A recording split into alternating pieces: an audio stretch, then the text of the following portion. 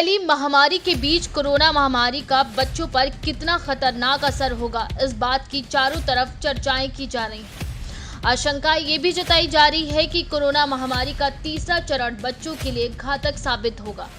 इस बीच दिल्ली के मुख्यमंत्री अरविंद केजरीवाल ने एक ट्वीट किया है, जिसमें उन्होंने सिंगापुर में कोरोना वायरस के कथित नए स्ट्रेन के कहर को देखते हुए दिल्ली के सीएम मुख्यमंत्री अरविंद केजरीवाल ने सिंगापुर की सभी फ्लाइट्स रद्द करने की मांग की है। अब सिंगापुर सरकार ने इसको लेकर कड़ी आपत्ति भी दर्ज कराई है। वहीं सीएम अरविंद केजरीवाल की इस बात पर सिंगापुर की सरकार ने भारतीय उच्चायुक्त को भी तलब किया था। साथ ही विदेश मंत्रालय के प्रवक्ता अरिंदम बागची ने ट्वीट करके बताया कि सिंगापुर वेरिएंट वाले दिल्ली सीएम के ट्वीट पर कड़ी आपत्ति दर्ज कराने के लिए सिंगापुर सरकार ने हमारे उच्चायुक्त को बुलाया था। उच्चायुक्त ने यह स्पष्ट किया कि दिल्ली सीएम के पास कोविड वेरिएंट या सिविल एविएशन पॉलिसी पर कुछ भी बोलने का कोई भी अधिकार नहीं है। इसके साथ ही दिल्ली सीएम की ट्वीट पर सिंगापुर सरकार की आपत्ति जताए जाने के बाद विदेश मंत्री एस जयशंकर को भी सफाई देनी पड़ी। उन्होंने ट्वीट किया, सिंगापुर और भारत कोविड-19 के खिलाफ लड़ाई में मजबूत भागीदारी निभा रहे हैं। एक लॉजिस्टिक हब और ऑक्सीजन सप्लायर्स के रूप में सिंगापुर की जितनी सराहना की जाए, शायद वो भी कम है।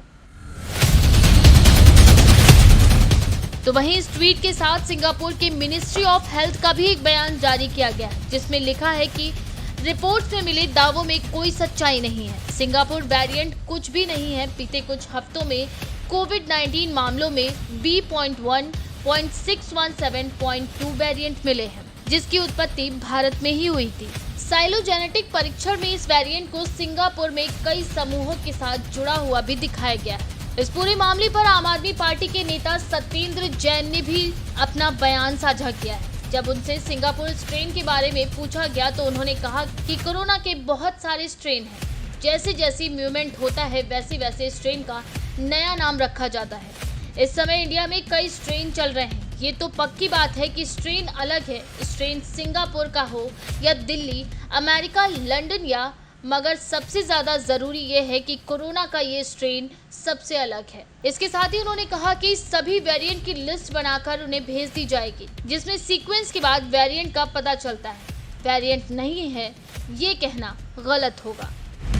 वहीं रिपोर्ट्स की माने तो इसी वजह से सिंगापुर सरकार ने अगले आदेश तक सभी स्कूल और कॉलेज भी बंद कर दिए हैं। सिंगापुर के स्वास्थ्य मंत्री ओंग ये कंग ने एक प्रेस कॉन्फ्रेंस के दौरान कहा था कि B.1, .617 वेरिएंट बच्चों को ज्यादा प्रभावित करता दिख रहा है। साथ ही न्यूज एजेंसी के अनुसार शिक्षा मंत्री चानचुंग सिंह के हवाले से कहा था कि वायरस के कुछ म्यूटेशन ज्यादा संक्रामक लग रहे हैं और बच्चों को प्रभावित करते भी नजर आ रहे हैं। फिलहाल इन वेरिएंट्स में कौन कौन सी वैक्सीन असरदार है, इसे लेकर अभी कुछ भी नहीं कहा गया। हालांकि भारत में कई जानकारों का ये भी कहना है कि बच्चों को अगर इस वेरिएंट से बचाना है तो उन्हें भी कोरोना की वैक्सीन जरूर लगाई जानी चाहिए।